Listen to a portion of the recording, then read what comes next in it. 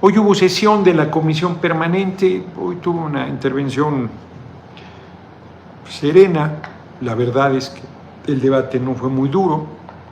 Hay una diputada de Acción Nacional muy majadera, si yo le dijera lo que ella dice,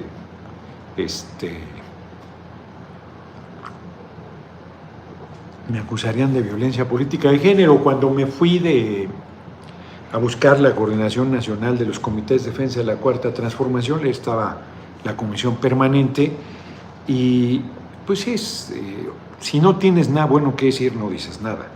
Cuando alguien se va, pues se acostumbra a reconocer sus méritos y si no le reconoces ningún mérito, te quedas callado y ya, que se vaya. Esta persona fue súper majadera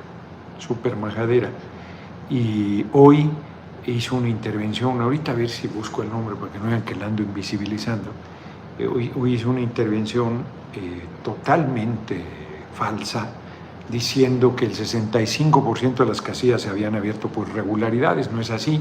A raíz del fraude del 2006 se hicieron modificaciones a la ley y ahora hay cualquier cantidad de razones para abrir una casilla. Entonces, en hechos, dije justo eso, que era mentira y que ni siquiera sabe la diferencia entre mayoría absoluta y mayoría calificada. Dijo que no tenemos mayoría absoluta y fue muy majadera. En su respuesta yo pedí la palabra porque hubo alusiones implícitas, pero en el Senado, que no es el Senado, es la Comisión Permanente, pero no se había aprobado todavía el reglamento, que sí incluye las alusiones implícitas que siempre están a criterio de la mesa directiva. No me dio la palabra, bueno, no importa, tampoco fue un debate fuerte, pero a lo que voy es que hay dos grandes posiciones ahora en la oposición. Una que establece que perdieron y que tienen que revisar su posición. Hoy, exgobernadores de Acción Nacional, con Ramírez Acuña a la cabeza, que viene al Senado, para sorpresa de muchos, se veía difícil que pasara la fórmula de primer minoría al Senado del PRIAN, porque habían sido desplazados de manera muy fuerte, pero Movimiento Ciudadano se fue al tercer lugar.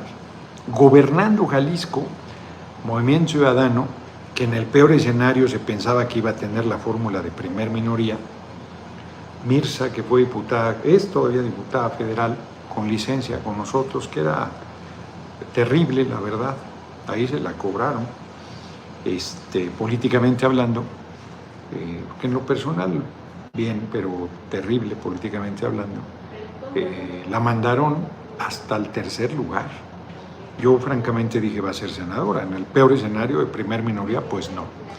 Y Ramírez Acuña, con varios exgobernadores, como una docena de exgobernadores paniaguados, pues le dice a Marco Cortés, hagamos una elección democrática.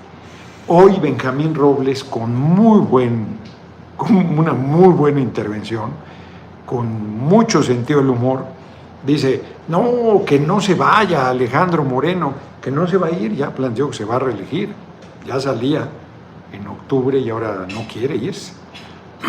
Está bien que acabe de desaparecer al PRI, le quedan solo 2 gobiernos, ha perdido todos.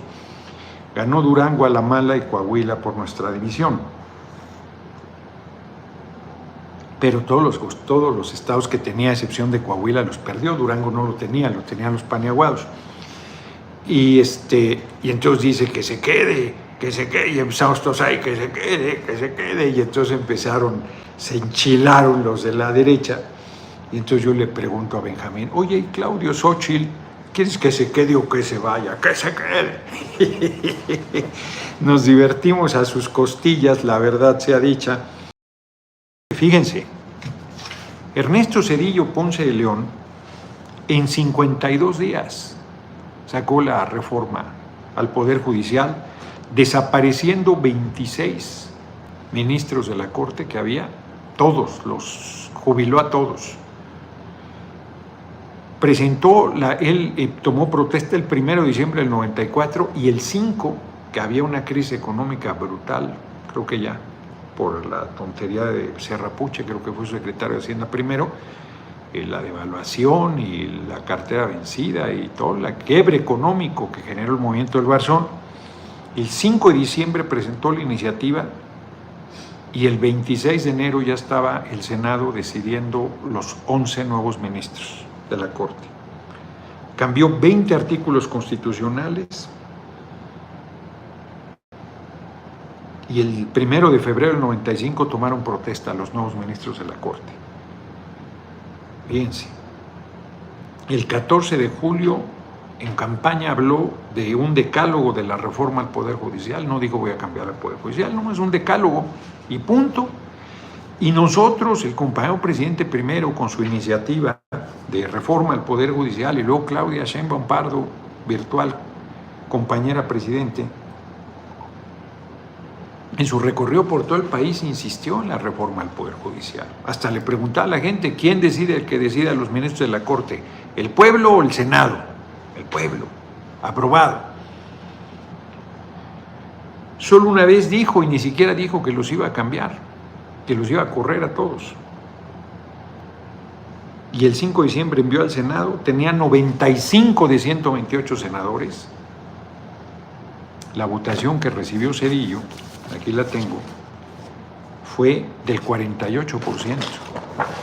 Del 48% y tenía 95 de 128 senadores para esos hipócritas que están hablando de sobrerepresentación. El 18 de diciembre, 13 días después de enviada, se aprobó en el Senado. El 20 de diciembre lo recibió la Cámara de Diputados y el 24 le dieron su nochebuena a los ministros de la Corte, la aprobó. En el caso del Senado fue por unanimidad, creo. El PAN, no dice, el PAN votó con ellos, con la propuesta de Zedillo. El PRIAN, el 31 de diciembre, el 30 de diciembre la Comisión Permanente envía al Ejecutivo para su promulgación. El 24 de diciembre lo aprobó la Cámara de Diputados. 6 días después lo envió la Comisión Permanente al presidente Zedillo y el 31 la promulgó. El 18 de enero no había, del 1 de enero al 18 de enero ya no había ministros de la Corte. El 18 de enero el Senado recibe 18 nombres y 8 días después, en sesión extraordinaria, por unanimidad, elige a los 11 ministros de la Corte, todos a modo de Zedillo. Yo le decía hoy en la mañana a Emma, cuando veníamos de Pueblo Quieto por acá para el Senado, a la sesión de la Comisión Permanente, yo fui dirigente de deudores de la banca y era un ciudadano de a pie. Yo no sabía que había pasado esto, que habían quitado a todos los ministros de la Corte. Me tocó sufrirlos. Me tocó que, aunque la Constitución prohibía el cobro de interés por interés, ellos lo validaron. Me tocó que aceptaran, se llama anatocismo, me tocó que aceptaran la inexistencia jurídica de la banca. Eso fue un momento de crisis severísimo de la Corte y como a la hora que votaron una cosa a favor les dimos la espalda, una decena que estábamos ahí, se fueron a sesionar en lo oscurito y dijeron que no teníamos interés jurídico. Carlos Salinas había de 18 bancos, 15 los había reprivatizado sin tener facultades ya para ello. O sea, la banca no tenía validez legal, era como no tener acta de nacimiento. Y era una crisis fortísima para la banca, con todo el problema de la cartera vencida encima, y la Corte le sacó las castañas del validó el Fobaproa, un atraco a la nación. O sea, fue una Corte pues, que hizo Zedillo para que le obedeciera absolutamente. Las cosas positivas que tuvo es que los ministros eran de por vida, y ahí se determinó que fueran por 15 años, pero todos los privilegios que ayer les leí pues, siguen en pie. Entonces, la gente votó por el plan C. ¿Cuál era el plan C? Que nuestro movimiento tuviera 2/3 para hacer todas las reformas. En primerísimo lugar, la del Poder Judicial, porque la gente está muy agraviada, porque no hay justicia en el país, porque es el poder más corrompido. Bueno, pues ahora están diciendo, oiga, no, ya anunció la compañera virtual presidente Claudia Sheinbaum Pardo, que le pidió a la comisión permanente, le pidió a Adán Augusto, que no es parte de la permanente, a Nacho Mier, que sí es el líder de los diputados de Morena, y a Monreal, que es líder de los senadores, que organizaran el debate de las reformas en estos 3 meses para que en septiembre pues salgan. De entrada la reforma al Poder Judicial. Ellos se oponen a que el pueblo decida, pues se oponen a la reforma, de entrada, absolutamente. Dicen, tramposa, faltando a la verdad, mentirosamente, que queremos desaparecer el Poder Judicial, falso. Que queremos tener un Poder Judicial a modo, falso. Lo que queremos es que el pueblo elija a los jueces y a los ministros de la Corte. Y alguien dice, ¿cómo va a poder el pueblo elegir a esos integrantes del Poder Judicial? Pues el que puede lo más, puede lo menos, y elige al Poder Ejecutivo, que es somos un país presidencialista, y elige a la persona que va a encabezar los destinos de la patria, y que tiene una responsabilidad y un poder enorme, es unipersonal, es el único poder de la República que es unipersonal. El legislativo son 2 cámaras, 500 diputados y 128 senadores, 628 personas. El judicial son 1,600, creo, no sé cuántos integrantes. La Corte son 11, pero son todos los jueces, mujeres y hombres. El único poder unipersonal es la presidencia, que el pueblo lo decide. ¿Cómo no va a decidir el Poder Judicial? Pues es la democracia. Es que cualquiera va a poder ser juez. No, tiene que ser abogado, licenciado en Derecho, tiene que tener experiencia en la tarea judicial. O sea, no los vas a sacar de la nada. Pues muchos, yo creo que la mayoría, van a salir del propio actual Poder Judicial. Los que sean honestos, las personas que sean honestas, que sí hayan impartido justicia, que debe haber también un buen número. Luis María Aguilar, pues nadie va a votar por él, es un ampón. El otro, Pérez Dayán, o sea, hay varios que son. Norma Piña, o sea, al retiro.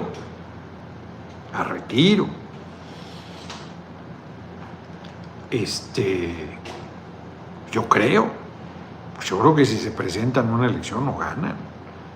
Tomaron decisiones políticas disfrazadas de jurídicas. Ayer leí varios agravios que no son los únicos. Se metieron con todo a las decisiones del Poder Legislativo. Echaron atrás reformas, ampararon a empresas que ni siquiera pidieron un amparo. Hicieron tropelía y media. Liberar a presuntos narcotraficantes, a pederastas, a políticos corruptísimos.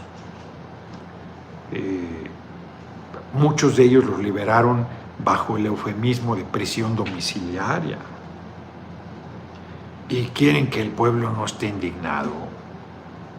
Pues la encuesta que va a mandar a hacer Claudia, que no es para ver si se hace la reforma, dijo y volvió a repetir hoy, y están distorsionando lo que dijo. Dijo, pues estaría bueno saber lo que piensa la gente, que ya lo determinó en la elección, pero ya todavía es una encuesta. Ya están diciendo que va a ser una encuesta. No, la reforma va. Hoy el compañero presidente también por su parte insistió, pues déjense venir con todas las presiones económicas, que la reforma va, la justicia está por encima de todo, del mercado, como le dicen al capital privado, nacional y extranjero, que anda en la especulación para tratar de presionar. Son las presiones que vienen. Y ya algunos se están espantando. No, pues que hagan todas las presiones que quieran, pero el país es independiente y soberano y tomará sus decisiones. Están buscando afuera lo que no lograron con el pueblo de México, que el gobierno de Estados Unidos está preocupado por el Telecán, por el Tratado de México, Estados Unidos y Canadá, el TEMEC. Ahora, pues, la certidumbre jurídica está dada. Va a haber todavía mayor certidumbre jurídica. No va a haber error. Se hará la discusión, se escuchará a todos. No, pero que no sea farsa. No, a ver, si ustedes proponen que no se toque al Poder Judicial, pues pues claro que no les vamos a hacer caso. Si ustedes proponen que el pueblo no tiene la madurez para tomar esa decisión, pues no les vamos a hacer caso. Si el pueblo ya decidió que quiere tomar esa determinación, ¿se va a resolver con eso la corrupción del Poder Judicial? En parte. ¿Algún juez elegido podrá ser corrupto o corrupta? Sí, pero no hay ninguna concesión. Es un proceso de discusión. Algunos no han entrado, a pesar de que todos los días estoy hablando del tema. Ahorita, en este momento, no podemos hacer la reforma. ¿Por qué si hay un mandato del pueblo? Por la sencilla razón de que esta legislatura termina en agosto y no tenemos 2/3. Es más, ni siquiera tenemos 2/3 en la permanente para convocar a un periodo extraordinario y discutir la iniciativa y votarla. Y si la votáramos, el PRI y el PAN la votarían en contra y no pasaría. ¿Cómo contestar al argumento de que la Suprema Corte de Justicia es el único poder que defendería a las minorías de las mayorías, dado que los demás poderes son electos por la mayoría? Pues es falso. ¿A poco hoy la Corte defiende a las minorías? Es falso, defiende al poder económico, es corrompidísima, defiende al que le compra las sentencias. Es falso. ¿Cuándo te ha defendido a ti en condición de minoría, aunque el pueblo es mayoría? Pues pónganme un ejemplo de cuándo ha defendido a las minorías. Y se elige por mayoría del Congreso, se elige de manera indirecta por la mayoría a los ministros de la Corte. Entonces, no me digan que la minoría los elige. Los eligió el viejo régimen y a él rinden cuentas. No rinden al pueblo y no imparten justicia. Y el otro problema es que pues habrá jueces que elijan las minorías, porque pues habrá jueces que sean elegidos en zonas donde nosotros somos minoría. Pues así como ganaron diputados federales, como ganaron senadores, como ganaron una gubernatura, pues ganará las posiciones de derecha a juzgadores. Paciencia, septiembre es el madrazo. Pues sí, la próxima legislatura entra el 1 de septiembre. Yo pensé que era un tiempo corto sacarla en septiembre, pero si se discute como se está acordando, junio, julio, agosto, lo que queda de junio, julio, agosto, pues están las condiciones para que en septiembre salga la reforma al Poder Judicial. Pero no por mucho madrugar amanece más temprano. O sea, hay tiempos. Hay tiempos. Entonces, la mayoría de 2/3 entra hasta el 1 de septiembre. Así es que antes del 1 de septiembre no se puede votar nada. No hay ninguna concesión. ¿Qué vamos a escuchar? Pues eso, ¿qué? O sea, escuchar no quiere decir que vamos a darle la espalda al pueblo. Si alguien, miren, voy a poner un ejemplo de otra reforma. Una de las reformas que enviará o que ya están es la no reelección a partir del 2030. Es como quien dice, los pluris, pues los pluris ya fuimos elegidos, cabrón, ni modo que, o sea, ya los pariste, ahora hay que crearlos. Puede ser en las próximas elecciones que hagas cambios, pero en esta ya está. Lo que podemos es desaforar, si lo pide la Fiscalía, a los que tienen procesos abiertos para responder a la justicia, como Anaya, por ejemplo, Ricardo Anaya. Entonces, plantean la no reelección. Yo creo que es un error. Yo creo que es un error, porque la gente tiene que hacer carrera política, pero si el movimiento dice que eso va, pues eso va. ¿Qué se quiere buscar erradicar? Los cacicazgos. Antes de que hubiera reelección continua, ha habido reelección pasando un periodo. Y los cacicazgos se la ingeniaron para mantenerse a pesar de que tenía que esperarse un periodo. Pongo el ejemplo de Iztapalapa. En Iztapalapa René Arce ganó la delegación Iztapalapa, no era alcaldía. Luego puso a su hermano, que ganó. Luego puso a un cuadro de él. Y luego quería que su esposa, ay, cabrón, ahorita no me acuerdo su nombre, fuera la delegada, y le ganó Clara Brugada. 2009. No había reelección inmediata, tenías que esperarte un periodo. Él no regresó nunca, no regresó a los 3 años, ni a los 6, ni a los 9, pero era el cacique de Iztapalapa, gobernaba a través de otros. Ha habido casos así del PRI, me acuerdo un pueblo que fui en, no sé si era Sonora, Chihuahua, Tamaulipas, ya no me acuerdo, llevaba 25 años el cacique pedorro, así, usando a sus familiares, y él no se había reelegido. Yo creo que lo que deberíamos prohibir es que un familiar mío, si yo soy senador por la Ciudad de México, luego venga mi compañera de vida, o mi hija, o mi hijo, o mi hermana, o mi hermano, hasta cierto nivel de parentesco, que eso no se valga, que no puedas ir por el mismo cargo que un familiar tuyo tenía. La presidencia, que puede ir tu pareja, tu hermano, tu hermana, tu hijo, tu hija, pues no. La gubernatura, la presidencia municipal, pues no. Eso debería prohibirse, pues es otra forma de nepotismo. Yo creo que eso acotaría, dificultaría que se enquisten cacicazgos. Ya hay un voto cada vez más libre, lo que hace difícil a los caciques cada vez más el control, pero todavía hay gente que se deja doblegar, que vende su voto, que se deja imponer. Todavía tenemos mucho por avanzar. No es una ley lo que lo va a cambiar. Entonces la gente a veces piensa que una ley va a cambiar la realidad. No, la realidad es la que cambia las cosas. La lucha es la que cambia las cosas. El impulso es el que cambia las cosas. Pusimos en la ley 12 días de vacaciones. Se los respetan. Se los respetan. Estoy seguro que a la mayoría no. Entonces, sí hay que hacer los cambios a la ley.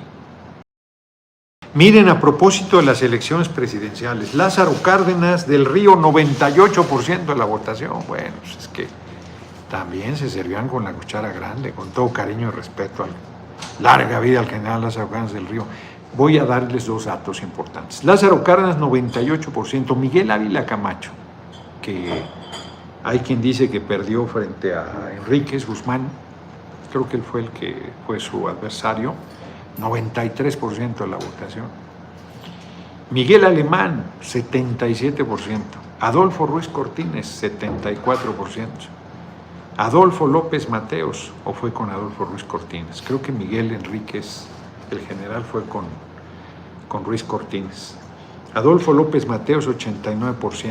Con Ávila Camacho era Juan Andreu Almazán. Con Ávila Camacho, que le hizo campaña fuerte, surgió también de la revolución, un general de derecha, Juan Andreu Almazán, se quejó de fraude. Ávila Camacho aparece con el 93% de la votación. Y Ruiz Cortines decía, se hizo llamar presidente legítimo. Adolfo López Mateos, 89%. Gustavo Díaz Ordaz, 87%.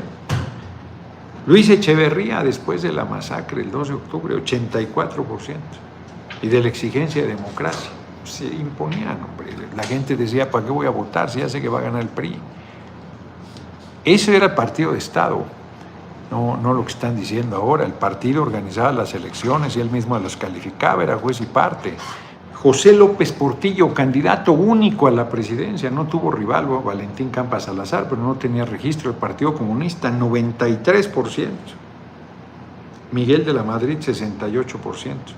Y luego ya el PRI en declive, cada vez con un fraude majadero que hicieron en 88, Carlos Salinas, 50%. Zedillo, a pesar de que hubo un repunte del PRI por el asesinato de Luis Donaldo Colosio, 48%. Vicente Fox, 42%, y decidían todo como si fueran mayoría, y era una minoría. Y hoy dicen, solo tuvo 36 millones, el 60% de la votación. No votó el 40% de la gente, votó la otra parte, la mayoría no votaron por ella. O sea, son unos cretinos, unos miserables. Dentro de ellos esta legisladora que estaba comentando. Estaba diciendo eso, ahí está la versión estenográfica. Felipe Calderón no ganó, se le reconoció el 35%, con el 35% gobernó el país, habiendo hecho fraude electoral, oficialmente. Peña 38%. Compañero presidente, mayoría absoluta 53%. Claudia Sheinbaum Pardo, mayoría absoluta 59.7%, casi 60%. O sea, y sobre la depreciación del peso, ayer di unos datos, pero siempre hay mediciones al respecto, y el gobierno de la República presentó. Miguel de la Madrid Hurtado tuvo una depreciación de 4.462%. ¿Cómo? 4.462%. Miguel de la Madrid, 4.462% de depreciación. Carlos Salinas, 47.6%. Ernesto Zedillo, 187.6%. Fox, 21% de depreciación, o sea, menos, es negativas todos, menos 21, menos 187. El usurpador de Calderón, 26.8% de depreciación, o de devaluación, si le quieren decir así. Peña, 56.5%. Compañero presidente lleva 8.8 de apreciación, o sea, de mejoría. La depreciación siempre ha existido, pues es la primera vez que no se devalúa la moneda con el gobierno del compañero presidente. Señor diputado, con todo respeto, ¿por qué se devaluó el peso? Pues porque están presionando, pues no es devaluación, es deslizamiento.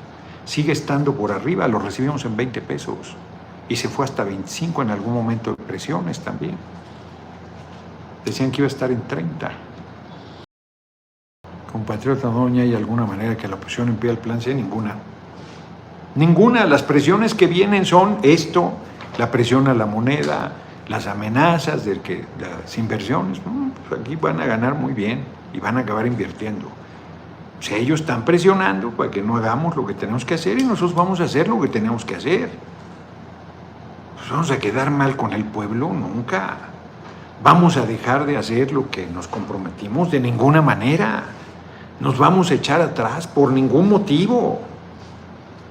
¿Cómo puede una minoría, que no es ni un tercio, parar una reforma constitucional? De ninguna manera.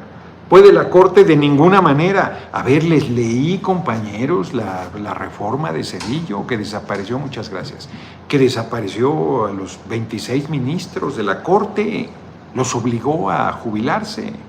Les mantuvo sus privilegios y todo, pero los obligó a jubilarse. Prefirió gastar ese dinero, pero que se fueran, porque eran ministros que había puesto Salinas y Miguel de la Madrid. Yo entiendo que haya dudas, incertidumbre por parte de la experiencia política, pero pues no se confía en el pueblo. Si el pueblo nos dio los 2 tercios. Y nosotros vamos a cumplir. Es más, quien se desvíe del mandato del pueblo se lo chupa la bruja políticamente hablando. Yo estoy comentando, yo lo de la reelección, quitarla creo que es un error. Pues voy a votar en contra, no. No, pues quieren eso, ándenles. O sea, yo diré mis argumentos. Si no pesan, pues yo apoyaré las iniciativas, punto. O sea, yo ni loco me pongo enfrente de la locomotora. A ver, cuando el fuero, quítale el fuero, yo dije, no, hombre, es un error, y me planté y logré que no se hiciera semejante barbaridad. Hay estados que lo quitaron a nivel local. Hombre, a mí ya me hubieran inventado cualquier cantidad de delitos, yo me hubiera metido a la cárcel con ese poder judicial, ¿no? Hombre, al compañero presidente. No, o sea, hay cosas que son un error, que no se entiende y que por la indignación de lo corruptos que eran y los traidores al pueblo, diputado no reelección a ningún poder político acá donde vivo, los menos llevan el poder por años, por eso estoy diciendo. Y aunque no haya reelección, los cacicazgos se consolidan, porque lo hacen a través de la mujer, del hijo, de la hija, del hermano. O sea, no es por reelección. Y le cierras el camino a la experiencia. Bueno, a mí una legislatura y ya me voy. Hoy qué buen legislador es, pues sí, nomás que como no hay reelección, pues ya, adiós. ¿A qué te dedicas? A vender gelatinas, ¿no? O sea, Y se enoja la gente, no, es que ahora va de diputado local, ahora va de senador, ahora va de alcalde, ahora va de gobernador, chapulines. No, pues, o sea, si estás en la actividad política, pues tienes que hacer una carrera política. En todos los países del mundo hay reelección porque hay una carrera política. Pero están enyervados con eso, pues está bien, pues quítenla. Ya verán qué desmadre. La gente en 3 años ya que aprendió se va. Y por una bola de culebras tratan a todo mundo igual. A ver, no reelección, si hubiera reelección para el compañero presidente, nos hubiéramos opuesto. Si lo hubiéramos reelegido, ¿qué con el 60, con el 80? ¿O no? Si Claudia Sheinbaum Pardo hace bien las cosas, no se va a reelegir, pues lo reelegiríamos igual con el 80, el 90, porque las va a hacer muy bien. O sea, no es cierto que haya figuras que en sí mismas son negativas. Lo que es incorrecto es la politiquería, la práctica de traicionar al pueblo, de mentir, de robar. Pues eso es lo que se debe erradicar y eso no se cambia con estas decisiones. Ese es mi punto de vista. Pero insisto, yo votaré como se decida por el movimiento. ¿Quieren eso? Ándenles pues. Cuando vean que no ha resuelto nada, bueno, pues verán que no ha resuelto nada. Porque lo que evita los cacicazgos, lo que evita los abusos de gobernantes es la organización del pueblo, que alce la voz, que exija, que denuncie, que confronte, que corra a quien no está haciendo bien las cosas. Yo insisto que a mí me parecería más útil una ley de que ningún familiar tuyo puede ir por el mismo cargo. Yo soy alcalde, pues mi hermano no puede, mi hermana no puede, mi hija no puede, mi hijo no puede, mi compañera de vida no debe, no tiene derecho a participar ahí en ese mismo cargo. Puede participar en otros, pero no en ese. O la gubernatura, o la presidencia. Pues a mí me parece hasta de ética fundamental. Eso no está en la ley, no está previsto. Voy a presentar una iniciativa. Porque me parece que eso hay que cerrarle el camino. Soy gobernador y quiero que mi hijo me suceda. O mi hermano, como fue con Humberto Moreira y Rubén Moreira, o en San Luis Potosí, que quiere Gallardo dejar a su mujer, a su esposa, a su compañera de vida. Pues eso es incorrecto. La ley lo permite. Pues eso es lo que va formando los cacicazgos. No el que se reelija o no se reelija a alguien. Y te amenazas por alzar la voz, pues por eso, pues no nos dejemos. Pero no va a ser el que pongas no reelección, pues pone a su esposa y ya te chingaste y te sigue madreando y tú sigues calladito porque le tienes miedo. Fox quería poner a su mujer, Marta, a su compañera, a su esposa, Marta Sagún. Pues eso es inmoral. Nosotros en el PRD, cuando mi compatriota Leonel Godoy dirigía el PRD, nos echamos un pleitazo con Sánchez Anaya, que quería poner a su esposa, Carmen. Se me olvidó ahorita, era senadora de la República. No estuvimos de acuerdo. Que además le abría el camino a lo que Fox quería. Y ella era una mujer talentosa, pero no es correcto. Ahora sí que no les explico lo justo y lo correcto. Pero bueno, pues yo es lo que pienso, y si me hacen caso, pues me harán caso, y si no me hacen caso, pues no me harán caso. No tienes que venir aquí a decir lo que ya decidió el pueblo el 2 de junio. Nada más que no sé si entraste tarde. Y no podemos hacer nada, por urgente que sea, antes del 1 de septiembre, que entra la nueva legislatura que tenemos 2 tercios. Es urgente que tenga un hijo y lo quiero ya. Pues no, cabrón, tienes que embarazar primero a tu compañera y luego tienes que esperar 9 meses, por más que te parezca urgente que ya debe estar tu hijo o tu hija. Las cosas tienen su tiempo de maduración. Entonces, en este caso, antes del 1 de septiembre no hay nada, porque la actual composición nos es adversa. No tenemos los 2 tercios, no es que no sea adversa, somos mayoría, pero no tenemos los 2 tercios. Entonces, por más que tú quieras y te impacientes, o sea, si quieres que ya sean las 6 de la mañana, pues apenas son las 6:30 de la tarde, mi amigo. Y ya te podrás jalar los cabellos y podrás desesperarte y podrás decir, ya quiero que sean las 6 de la mañana. Pues sí, cabrón, pero las 6 de la mañana serán hasta que sean las 6 de la mañana. En las runas había una figura muy buena que decía, las runas vikingas, una interpretación, que decía que había un campesino endeudado que estaba tan desesperado que salía en las noches a jalar las matas para que crecieran más rápido, para poder cosechar antes de tiempo. Pues eso es necio. Las matas crecen cuando tienen que crecer. Ustedes están como cuando uno es niño o niña, ya quiero ser adulto, ya. Pues tienes 10 años, cabrón. Es que ya quiero. Pues está muy bien, cabrón, pero tienes 10 años. Vas a ser adulto cuando seas adulto. Hay gente que tiene 60 y no es adulto. Pero legalmente es a partir de los 18. Es como decir, no, que Claudia Sheinbaum Pardo ya tome todas las decisiones como presidente. Pues no, cabrón, toma protesta el 1 de octubre. No, pero ella dijo que... Pues sí, cabrón, pero si todavía no es el momento que salga el compañero presidente y que entre ella, pues te tienes que esperar.